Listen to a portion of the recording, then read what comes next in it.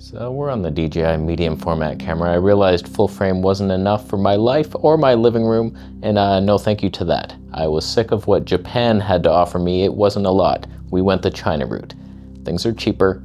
There's some air pollution. We'll be okay. All I want is the perfect camera. All I want is the perfect camera. My intro was designed by the Chinese government to clickbait you into desiring medium format, even though we're just on a ghetto budget tilt-shift lens. And one of my eyes is probably in focus. I think we can all agree to that. So there's been some more rumors circulating about this DJI entering. Like, we all know they're planning on coming with a mirrorless camera, and we're thinking like it'll destroy worlds, and it could if they really do it, because we have to look at the DJI Pocket 3. That thing kind of destroys everything you'd want for vlogging. Mirrorless cameras still look better. Like, I've done all the side-by-sides. It's very obvious when you're using a full frame. It's like, yeah, that's way better, but it's not way lighter and cheaper. Like, it's very good for the size and the cost. And it's like, that's a hot damn release right there. And if they put that kind of effort into an actual mirrorless, here's the direction I think they might go. Why wouldn't they? Because they own Hassleblad. They're basically making those cameras, so they're going medium format, but making it cheap. That's what they're gonna do. It's gonna be video-centric medium format with digital stab. I have to remember to not move, but move in strange patterns. Like, I'm in focus, I'm out of focus, but now I'm in again. So I can move in diagonals. Don't, but I could. Let me just paint a picture for what's coming. DJI announces, we are China. We're here. Accept us.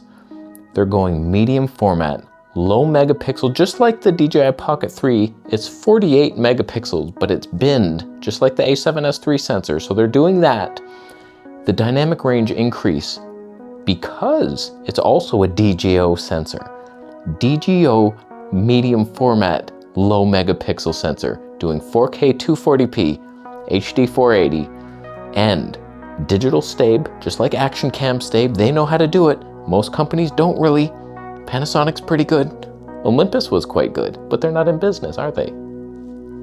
Hi. Of the two medium format mounts, there's Fuji GFX and Hassleblad. Hassleblad is the one with the 3D popping lenses. They're pricey. They got weird leaf shutters. I don't need leaves in my lens. I'll be here all night in a bathtub near you.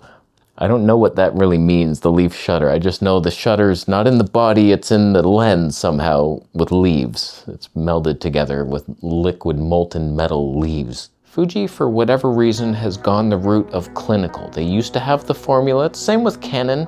All the EF-L lenses were like glorious pop, and then all of a sudden RF can't do it at all. Not one lens pops. So it's annoying. Fuji's also doing that. All the Mark IIs, everything new for the X mount, all flat and clinical and sharp, super high resolving power, like very clinically flat and sharp. Hell. And then all the medium format stuff is especially like that because it's 100 megapixels, everything, every corner, every landscape, freaking hobbit hole that you're filming has to be sharp across the whole screen. So it would be kind of stupid to buy into Fuji medium format for the 3D pop. You would have to adapt, and maybe one of those Mitacon lenses. I was looking, the 80mm Tony 1.6 has one ED element, but 4 high refractive index elements. That would counterbalance some stuff. You might have some pop there, but like manually focusing on a 1.6 medium format, that scares me. It scares my kids. So obviously us 3D pop hunters would rather go with Hassleblad, but right now, Hassleblad is the only company below OM system for video specs. Like, they're doing 1080p line skipped stuff. It's not even, it's a complete afterthought because they know nobody's buying a Hassleblad for doing vlogs. I would if it was lower megapixel DJI branded. But if DJI actually makes medium format accessible, because I've been waiting for Fuji to do that, but for whatever reason, they're keeping it higher end, like way beyond full frame price. That's where you lacked. Their slogan is like more than full frame or beyond full frame, but the price shouldn't also be leaps and bounds beyond it. It should be accessible to scrubs. If DJI comes with a full frame camera, it'll be cool, but like, it's not wow. You're just now competing with the other 5 full frame companies. Like, okay, yay. But like, if they did medium format, all of a sudden they're coming in same price bracket, lighter weight, probably better specs, and medium format. That's where they jump into a room naked, flash the trench coat, and say, thank you for coming to China. That would exceed my expectations, much like the A7S III did. That was leaping and bounding. Like, do you still not understand that Sony was doing 4K 24p 8-bit, and then they jumped up to 4K 120 10-bit? That was insane. HD 240, of course. So like, DJI coming in with full frame is like, oh, but medium format with all that stuff, and like new stuff, like action cam level fun in a medium format body that isn't much bigger than a full frame, if anything lighter. Like one of those small bodies, ZVE1 type of thing, with fans, new cooling China copper type stuff that's cool, liquid, white inside, reflecting cool air back, all kinds of new stuff.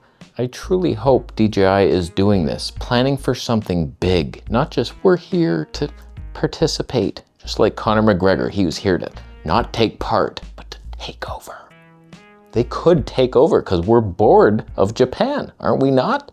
Like, what are they doing lately? They rest at noon, they're tired. I'm looking on B&H, the cheapest lens, Hassleblad, 45mm Tony 4.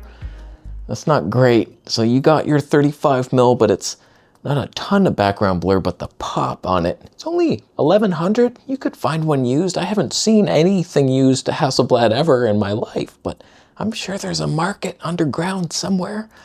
You get a 28mm Tony 4, who would want that? That sounds stupid. 75 3.4, that could be a popping fun lens. You're up in price now, double the price already. Wow. This still counts as a shot. My thumb could be in focus. The lenses aren't getting great. They're getting really pricey now, and I'm not seeing a lot of apertures going down, maybe a little bit, 2.5s. There is a 1.9. But eventually, you know, TT Artisan might make some lenses. I just clicked Hassleblad. I wanted to see the native stuff. But like, you get a little Miticon on there, TT Artisan tilt shifting medium form. Oh my God, it writes itself. I'm not seeing any details on like lens elements and ED glass versus this and that, but I just imagine some of those have some pop, and that could be a fun system. DJI shaking our earth for like, cause we're bored. They could be the ones bringing new stuff, like an electronic variable ND that just auto exposes with no downsides. You pick your shutter and your Tonys, and then you run. And then it's like no IBIS, but digital stave that's really good with just a 10% crop. I think that's my next camera. I'm going to buy one now. It's this way. So do it, DJI. You're probably already doing it, but do it better and faster. And get on it. You have your goal. You have your target. Target acquired. Locked on. China mode. Attack. Time is now. So I will buy one used, obviously, in 6 to 8 months after release, after all the shill tubers have gone gushing over it. Oh, the game changer, bro. It's not your job to advertise the thing for them. Your job is to test it, asshole. I'll be leaving now. We tilt shifted on a medium format like fashion. That's Bitcoins. They're rising. They're rising high. That's good times. It's fun investment until it goes to zero. Then you're like, whoops. Uh-oh, I lost everything. But you'll take a picture of that with the DJI. Sure, you can't afford one now, but come on. It's fun. I'll be going. Subscribe for more videos and I'll see you next. I might be it.